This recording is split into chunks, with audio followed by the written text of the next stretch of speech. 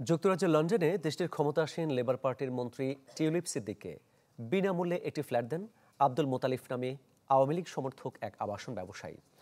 যুক্তরাজ্য ভিত্তিক সংবাদ মাধ্যম ফিনান্সিয়াল টাইমস এ বিষয়ে একটি প্রতিবেদন প্রকাশ করেছে। দেশটির ভূমি ও ভোটার নিবন্ধন সংক্রান্ত নথি ঘেঁটে ফিনান্সিয়াল টাইমস বলছে, লন্ডনের কিংস ক্রস এলাকার ফ্ল্যাটটি 2004 সালে টিউলিপ সিদ্দিককে দেয়া হয়।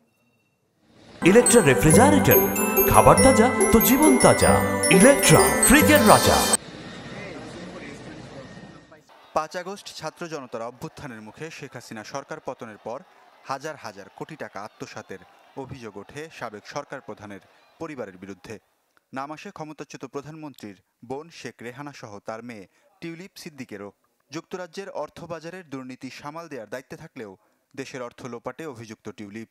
সামনে এসেছে আওয়ামী নেতাদের কাছ থেকে কোটি কোটি টাকার উপহার নেয়ার তথ্য। শুক্রবার যুক্তরাজ্যের ভূমি নিবন্ধন সংক্রান্ত নথি পর্যালোচনা করে চাঞ্চল্যকর তথ্য সামনে আনে ফিনান্সিয়াল টাইমস, যেখানে বলা হয় লন্ডনে টিউলিপ সিদ্দিককে বিলাসবহুল ফ্ল্যাট দেন আওয়ামী লীগ ঘনিষ্ঠ ব্যবসায়ী হিসেবে পরিচিত আব্দুল মোতালিফ। তবে ওই ফ্ল্যাটের বিনিময়ে কোনো অর্থ পরিশোধ করতে হয়নি শেখ রেহানার মেয়েকে। কিংস ক্রসের কাছে অবস্থিত ওই ফ্ল্যাটটি টিউলিপকে দেয়া হয় 2004 সালে। 2001 সালে যা কেনা হয় প্রায় 2 লাখ পাউন্ডে। যুক্তরাজ্যের ভোটার নিবন্ধন সংশ্লিষ্ট নথি থেকে জানা যায়, শুরুতে ফ্ল্যাটটিতে থাকলেও পরে সেখানে থাকতেন টিউলিপের ভাই বোনেরা। ঘনিষ্ঠ সূত্রের বরাত দিয়ে ফিনান্সিয়াল টাইমস বলছে, দুর্দিনে ওই ব্যবসায়ীকে সাহায্যের প্রতিদান হিসেবেই টিউলিপকে বিলাসবহুল সেই ফ্ল্যাট উপহার দেন 70 বছর বয়সী আব্দুল মোতালিফ। তবে এই লেনদেনের সাথে আওয়ামী লীগের কোনো সংশ্লিষ্টতা নেই বলে দাবি করেছেন এই ব্যবসায়ী।